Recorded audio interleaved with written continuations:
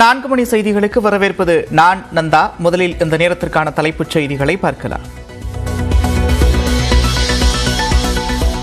தியாகராய நகர் அதிமுக முன்னாள் சட்டமன்ற உறுப்பினர் சத்யா மீது லஞ்ச ஒழிப்புத்துறை வழக்கு பதிவு. அரசு கட்டடங்கள் கட்டுவதில் மொத்தம் 36 லட்சம் மோசடி என்று குற்றச்சாட்டு.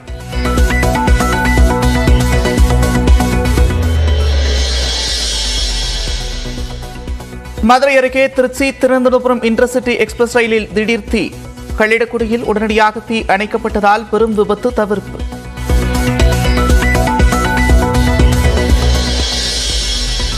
பப்புவா நியூகினியாவில் நிலச்சரிவில் சிக்கி உயிரிழந்தவர்களின் எண்ணிக்கை 670 உயர்ந்திருப்பதாக ஐக்கிய நாடுகள் சபை தகவல். இடிபாடுகளில் பலர் சிக்கியிருப்பதால் உயிரிழப்புகள் அதிகரிக்கலாம் என்றும் அச்சம்.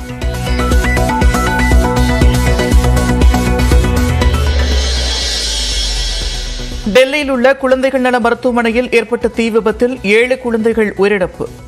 குடியரசுத் தலைவர் இரங்கல் தெரிவித்த நிலையில் உயிரிழந்த குழந்தைகளின் குடும்பத்தினருக்கு தலா 2 லட்சம் ரூபாய் வழங்கப்படும் என்று பிரதமர் மோடி அறிவிப்பு.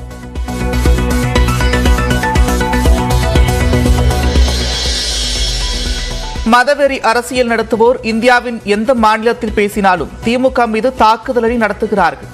திமுக மீது வன்மத்தை கக்குவதாகவும் வதந்திகளை பரப்புவதாகவும் தோல்வி பயத்தில் நடுங்குவதாகவும் முதலமைச்சர் மு க ஸ்டாலின் விமர்சனம். வீடுகளுக்கு ஒரே பெயரில் ஒன்றுக்கும் மேற்பட்ட மின் இணைப்புகள் பெற்றிருந்தாலும் 100 யூனிட் இலவச மின்சாரத்தை தொடர்ந்து வழங்க எடப்பாடி பழனிசாமி கோரிக்கை.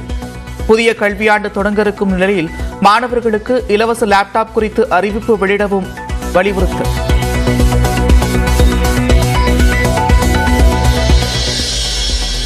சென்னையில் நாளை பாஜக மாநில மற்றும் மாவட்ட நிர்வாகிகளுடன் ஆலோசிக்கிறார் அண்ணாமலை.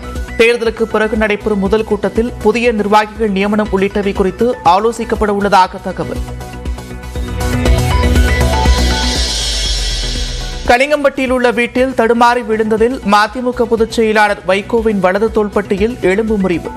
சிறிய அறுவை சிகிச்சை மேற்கொள்ள இருப்பதாக துரை வைகோ தகவல்.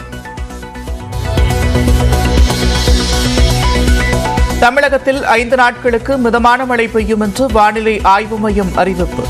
வெப்பநிலை 3 டிகிரி செல்சியஸ் வரை உயரக்கூடும் என்றும் அறிவிப்பு.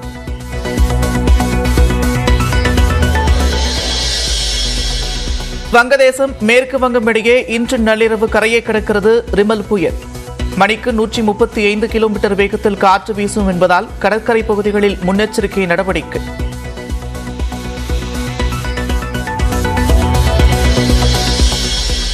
சிலந்தி ஆற்றின் குறுக்கே கேரளா அணை கட்ட முயற்சிப்பதாக கண்டனம்.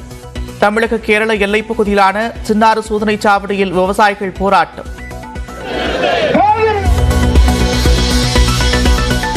ஞாயிறு விடுமுறை என்பதால் கொடைக்கானலுக்கு சுற்றுலா பயணிகளின் வருகை அதிகரிப்பு. போக்குவரத்து நெரிசலால் 3 கிலோமீட்டர் தூரத்திற்கு அணிவகுத்து செல்லும் வாகனங்கள்.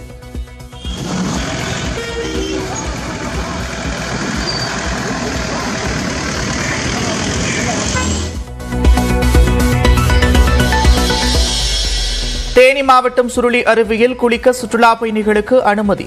கோவை குற்றாலத்தை சுற்றி பார்த்து மகிழ்ந்த மக்கள்.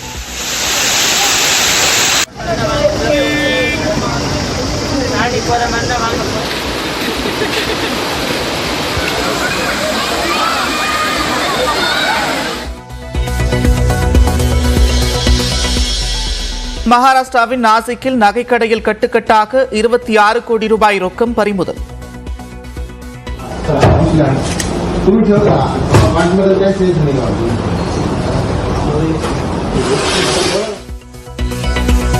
$90 கோடி ரூபாய்க்கு ஆவணங்கள் உள்ளிட்டவையும் சிக்கின.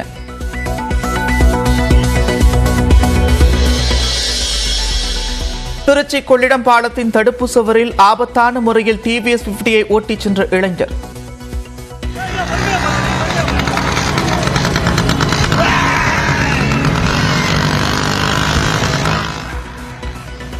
சமூக வலைதளங்களில் பரவி வரும் பதற வைக்கும் வீடியோ காட்சிகள்.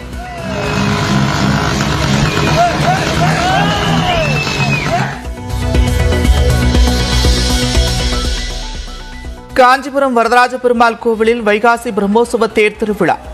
ஆயிரக்கணக்கான பக்தர்கள் சேர்ந்து தேரை வடம் பிடித்து இழுத்தனர்.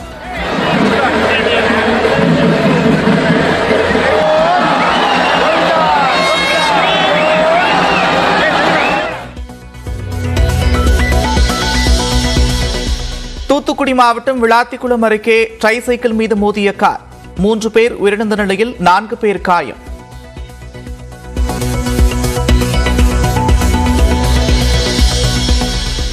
கோவில்பட்டியில் வாகன சோதனையை தீவிரப்படுத்திய காவலர்கள். சோதனை சாவடிகள் மற்றும் புறக்காவல் நிலையங்கள் செயல்படவில்லை என்று நியூஸ் 18 செய்தி வெளியிட்ட நிலையில் நடவடிக்கை.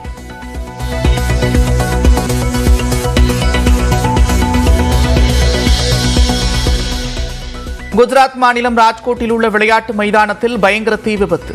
9 குழந்தைகள் உட்பட 33 பேர் உயிரிழப்பு.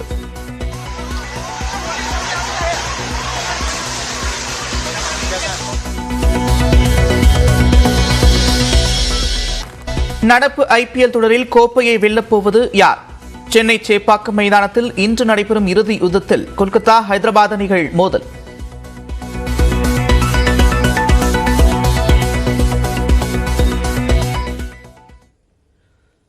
மதவெறி அரசியல் நடத்துபவர்கள் இந்தியாவின் எந்த மாநிலத்தில் பேசினாலும் திமுக மீது தாக்குதல் நடத்துவதாக குற்றம் சாட்டியுள்ள முதலமைச்சர் ஸ்டாலின் ஜூன் 4ஆம் தேதி வெற்றி கொடி ஏற்றுவோம் என்றும் சூளுரைத்திருக்கிறார்.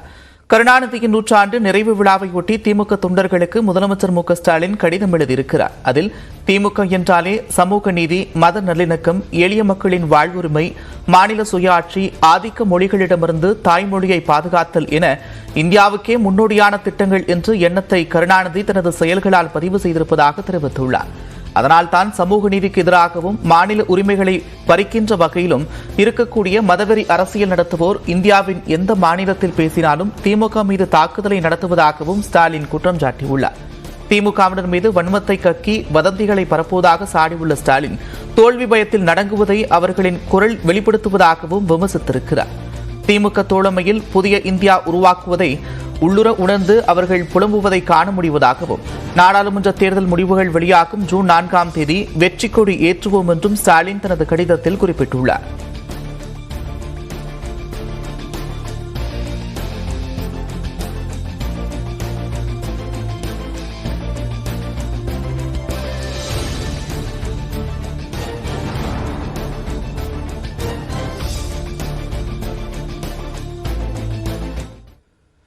குற்றாலத்தில் ஒரு வாரத்திற்கு பிறகு குளிக்க அனுமதிக்கப்பட்டிருக்கும் நிலையில் சுற்றுலா பயணிகள் குவிந்திருக்கின்றனர். ஆனால் 1 கிலோமீட்டருக்கு முன்பே வாகனங்கள் நிறுத்தப்படுவதால் சுற்றுலா பயணிகள் அவதியடைந்திருக்கின்றனர். இது தொடர்பான கூடுதல் விவரங்களோடு இணைக்கிறார் செய்தியாளர் செந்தில். விவரங்கள்.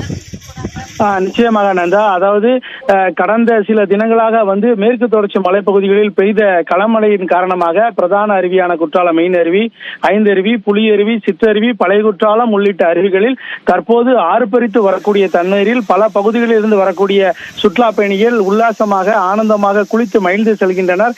இந்த நிலையில் இன்று வார விடுமுறை தினத்தை முன்னிட்டு பல பகுதிகளில் இருந்து வரக்கூடிய சுற்றுலா பயணிகள் அதே போல தங்களுடைய அருவியில் பல சுற்றுலா பயணிகள் குளித்து மகிழ்ந்து சென்றனர். இந்த நிலையில் பழைய குற்றாலம் அருவிக்கு செல்வதற்காக, அதாவது கடந்த 17ஆம் தேதி பழைய குற்றாலத்திலிருந்து திடீரென வெள்ளப்பெருக்கு ஏற்பட்ட நிலையில் அஸ்வின் என்ற சிறுவன் வெள்ள நீரில் அடித்துச் செல்லப்பட்டு பரிதாபமாக உயிரிழந்தார். இந்த சம்பவத்தை தொடர்ந்து அங்கு பாதுகாப்பு, அதாவது சுற்றுலா அதாவது அருவிக்கரை வரை செல்லக்கூடாது என மாவட்ட நிர்வாகம் தெரிவித்த நிலையில் ஆயிலப்பேரி பஞ்சாயத்து பகுதியில் தற்போது வாகனங்கள் நிறுத்தி வைக்கப்பட்ட நிலையில் அங்கிருந்து சுமார் 1 கிலோமீட்டர் நடந்துதான் அருவிக்கு சுற்றுலா பயணிகள் செல்ல குளிப்பதற்கு செல்லக்கூடிய நிலை உள்ளது.